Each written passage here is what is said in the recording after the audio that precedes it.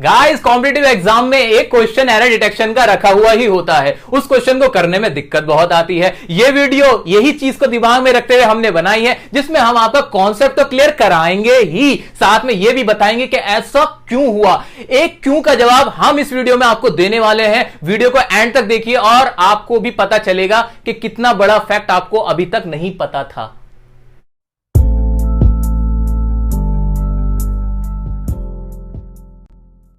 Guys जो exam में error detection का क्वेश्चन आता है वो बेसिकली इन चीजों से बनता है। वो क्या है? एक तो टेंसेस और एक है प्रेपोजिशन, एक है सब्जेक्ट वर्ब एग्रीमेंट, एक होता है क्वेश्चन टैग्स और एक है हमारी वॉइस। तो इन चीजों से मिलकर ही क्वेश्चन बेस्ड होता है और फ्रेम किया जाता है।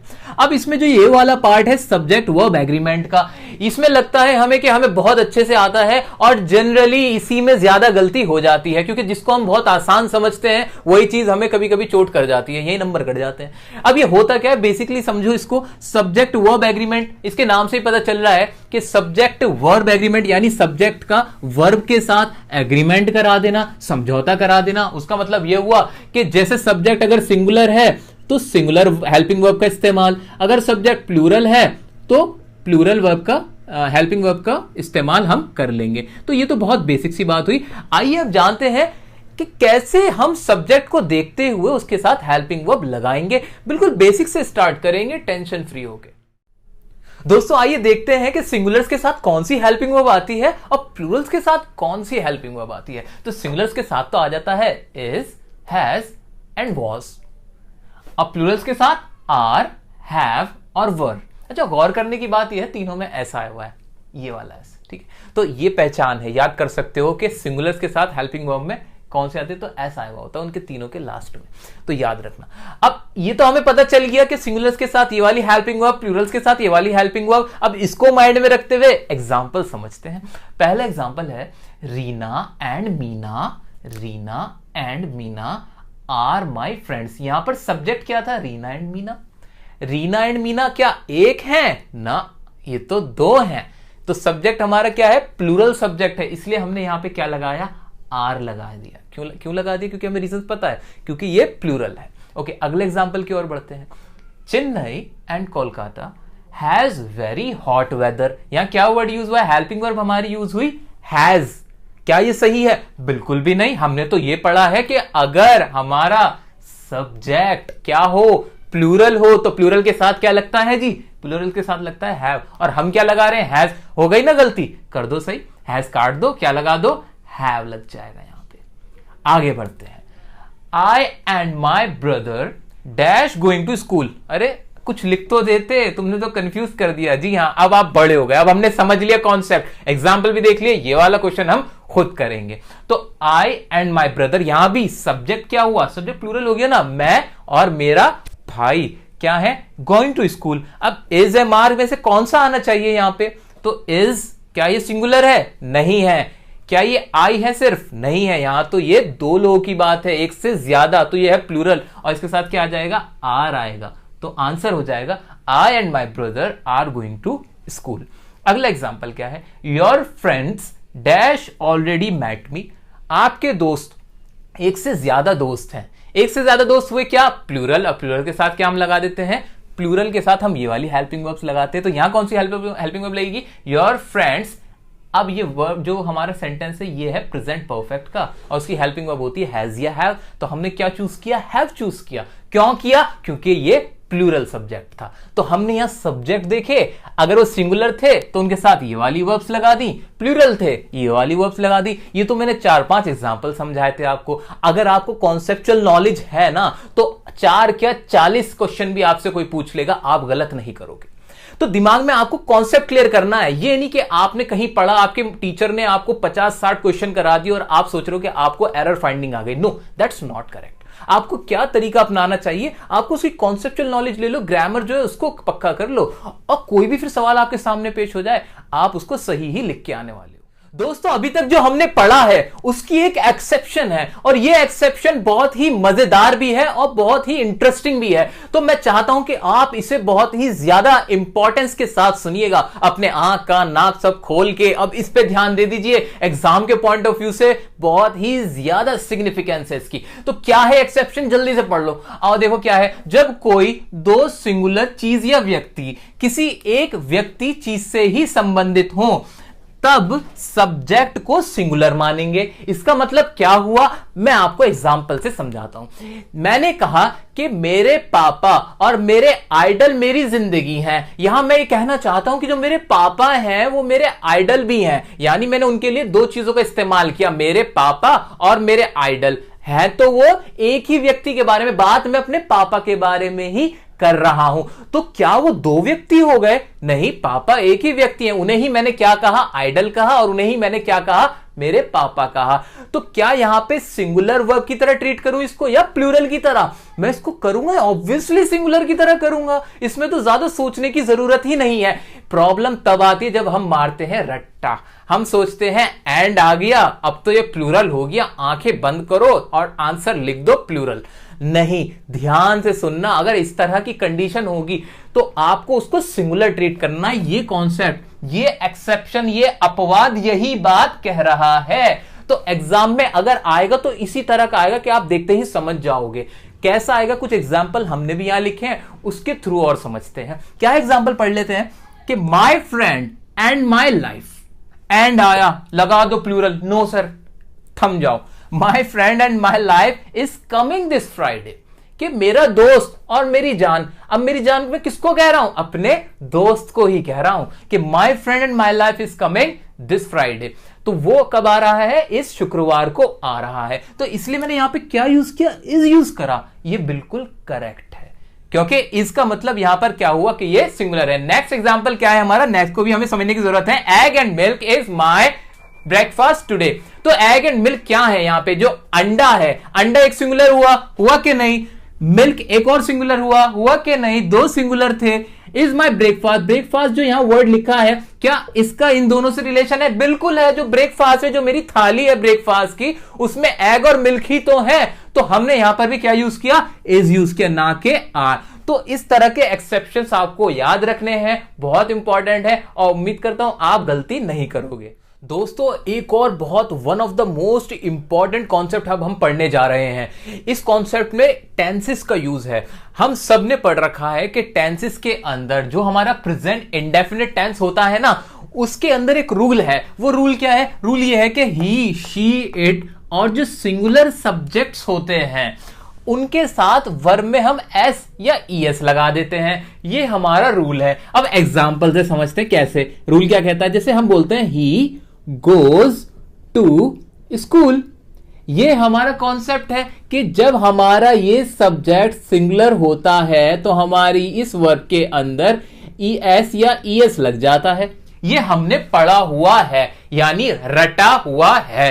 रटा हुआ है भाई, ये रटा हुआ ही है। आपने कभी ये जानने की कोशिश की कि ऐसा क्यों होता है? वाई ऐसा क्यों है सर, ये तो बताओ ऐसा क्यों है? ऐसा थोड़ी होगा कि ही, शी, इट और सिंगुलर सब्जेक्ट के साथ आप ऐसी यस लगाए चले जा रहे हो। उसके पीछे कोई वजह भी तो है। प्रॉपर रूल क्या है, रूल बताओ। रटना थोड़ी है। ऐसा कहीं थोड़ी लिखा होगा कि ही है तो ऐसी यस लगा दो, शी है तो ऐसी यस लगा दो। ऐसा नहीं लिखा हुआ। लिखा हुआ कुछ और है, रूल कुछ और है। वही रूल जो अभी तक आपको नहीं पता था, आप में से मैक्सिमम लोगों को यह रूल नहीं पता था, वो रूल अब हम पढ़ेंगे। तो बहुत ध्यान से मेरे साथ ये रूल समझिए। रूल क्या है? रूल ये कहता है कि अगर हमारा जो थर्ड पर्सन होता है, थर्ड पर्सन क्या होता है अब उसे समझते हैं। थर्ड पर्सन क्या है जी? हमारे तीन पर्सन होते हैं, फर्स्ट पर्सन, सेकंड पर्सन और थर्ड पर्सन। फर्स्ट पर्सन कौन होता है? जो बोलने वाला होता है।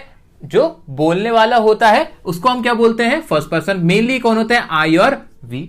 और जो सुनने वाला होता है उसको हम बोलते हैं सेकंड पर्सन। और जिसके बारे में बात की जाती है वो क्या होता है? हमारा थर्ड पर्सन। और अकॉर्डिंगली मैंने लिख भी दिया, first person I we, second person you सुनने वाला, और third person he she it वगैरह जो भी होंगे जिनके बारे में बात की जाएगी। रूल ये कहता है कि जब हमारा ये जो थर्ड पर्सन है ना, ही शी इट, ये जो जिसके बारे में बात हुई है वो अगर सिंगुलर हो, अगर ये थर्ड पर्सन हमारा क्या है, सिंगुलर है यानी एक है, तब हम जो वर्ब लगाएंगे तो उसके साथ एस या ईएस जोड़ देंगे, तब उसके साथ हम एस या ईएस जोड़ देंगे। इस एग्जांपल में ध्यान से देखो ना, ये ही क्या है, ही है हमारा एक थर्ड पर्सन, और ये क्या है, क्या ये सिंगुलर है, हाँ ये सिंगुलर है, एक लड़के के बारे में बात हुई तो हमने क्या कर दिया, इसके साथ ईएस लगा दिया। आइए इसको और अच्छे से समझते हैं। आज मैं आपको जवाब दूंगा कि आई, जिसको आप कहते हो कि भाई सिंगुलर क्यों नहीं मानते, आई के साथ एसईएस क्यों नहीं लगाते। अगर मैं आपसे पूछूं कि कोई सेंटेंस है, मान लीजिए सेंटेंस है आई गो, मैं जाता हूं, इसके साथ मैंने एसईएस क्यों नहीं लगाया, इसको गोस क्यों नहीं किया, वाई, आई को तो सिंगुलर, क्योंकि हमने तो ये रूल पढ़ रखा है कि जी सिंगुलर है तो एसईएस लगा दो।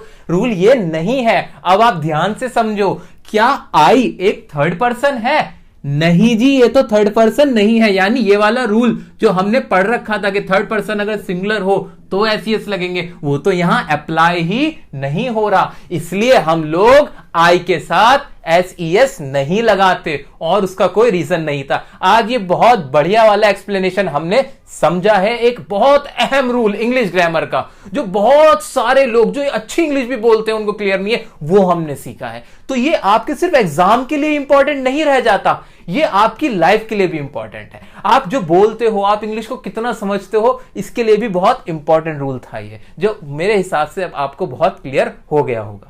दोस्तों अब जो मैं आपको बताने जा रहा हूं वो एक निचोड़ बताने जा रहा हूं, बहुत सारे कॉन्सेप्ट का एक ट्रिकी निचोड़ है कि आपको ये पढ़ना है, और बहुत सारी चीजें जो आपको लग रहा था अलग अलग पढ़नी है वो इसी में कवर अप कर दी हैं। जी हां, इसी में कवर हो चुकी हैं, तो कुछ भी करने की जरूरत नहीं है, बस इसको समझो एक ट्रिक की तरह।